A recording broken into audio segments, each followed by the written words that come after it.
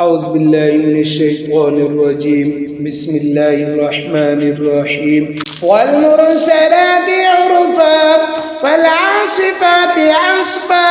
والناشرات نشرا فالفارقات فرقا فالملقيات ذكرا عسرا أو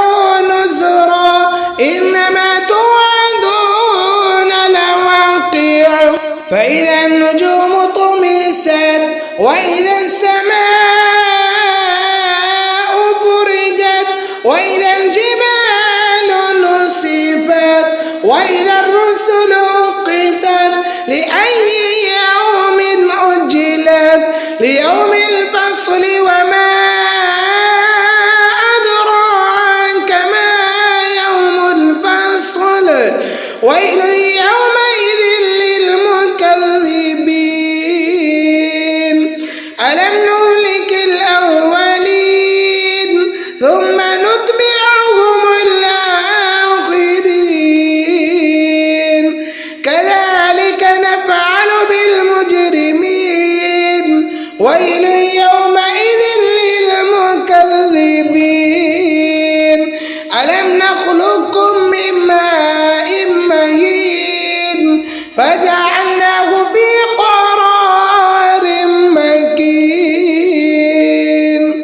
إلى قدر معلوم فقدرنا فنعم القادرون ويل يومئذ للمكذبين ألم نجعل الأرض كفاتا أحياء وأمواتا وجعلنا فيها رواسي شامخات وأسقيناكم ماء فراتا ويل يومئذ للمكذبين انطلقوا إلى ما كنتم به تكذبون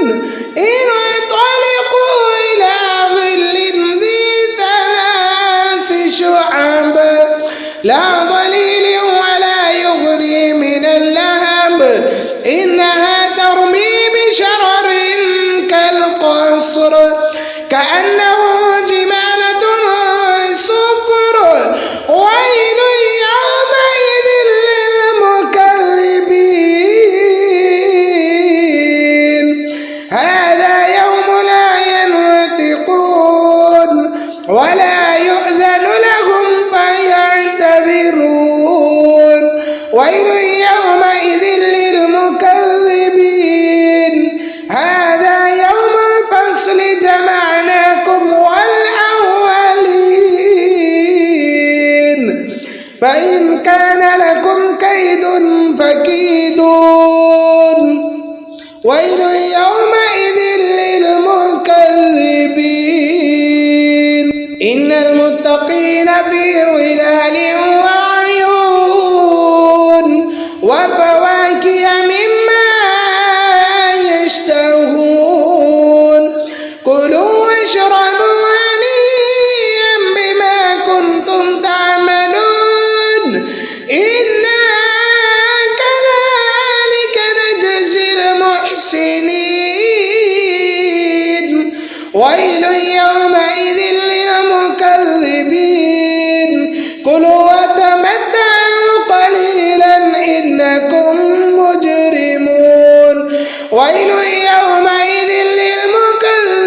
للمكذبين وإذا قيل لهم اركعوا لا يركعون ويل يومئذ